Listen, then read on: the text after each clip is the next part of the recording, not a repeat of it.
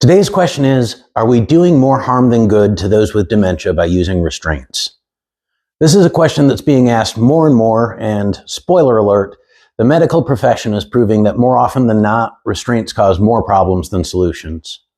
Earlier today, in a dementia support group on Facebook that I'm in, I saw a great question from someone who wondered why a nursing home wouldn't put a seatbelt on her loved one's wheelchair to keep him from wandering. It reminded me of the importance of talking about this subject. Today, we'll uncover the truth about using restraints in dementia care and look at some alternatives that may surprise you. First, did you know that restraints aren't just about the belts, cuffs, and straitjackets we see in the movies about bad care? They are any device that's intended to prevent someone from injuring themselves. This can include seatbelts or meal trays on wheelchairs, bed rails used to keep people in bed, or even mittens to keep people from obsessively scratching. The list of physical restraints is extensive.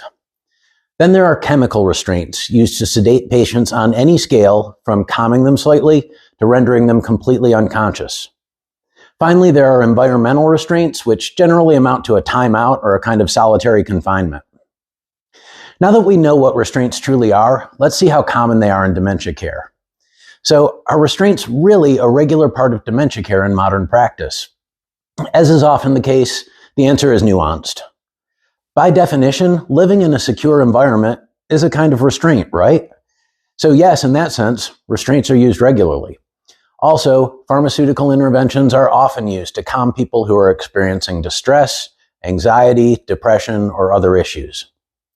All of that said, most care providers now recognize that we should use the fewest possible restraints in our care. When I think about the old school restraints, I think of movies like One Flew Over the Cuckoo's Nest.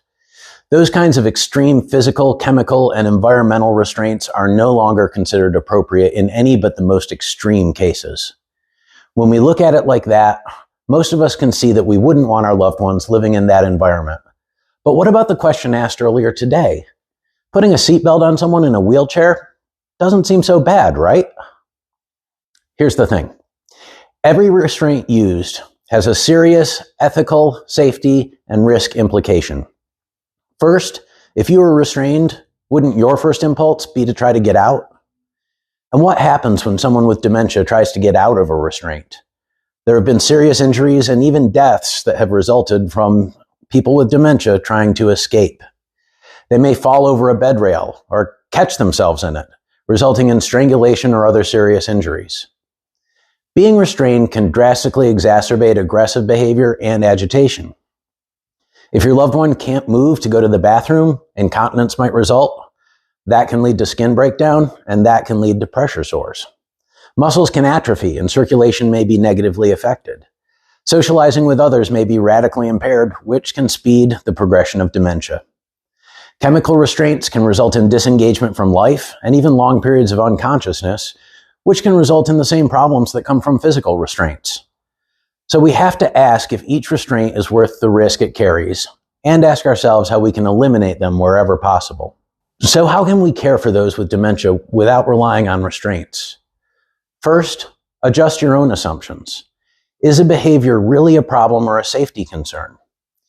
Let's just say, for example, a parent is displaying sexual behavior. No doubt, super uncomfortable for everyone.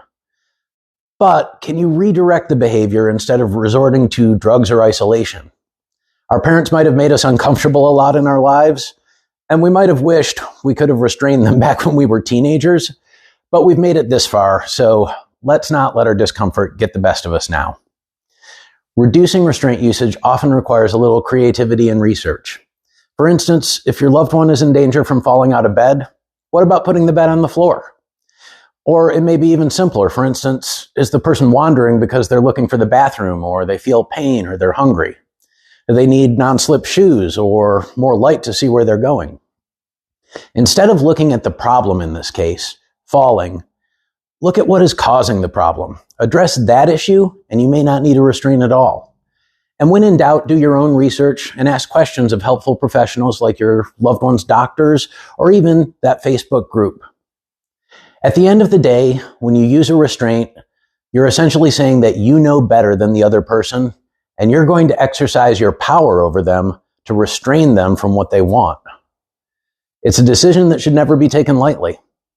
Because you're forcing the situation, you're responsible for what happens next. You assume tremendous risk when you restrain someone, and you take away their freedom. For these reasons alone, using restraint should be undertaken only when there are no other good alternatives. If you found this video helpful, don't forget to like it, subscribe to the channel, and share your experiences in the comments. I'd love to hear from you and grow our community of dedicated family caregivers.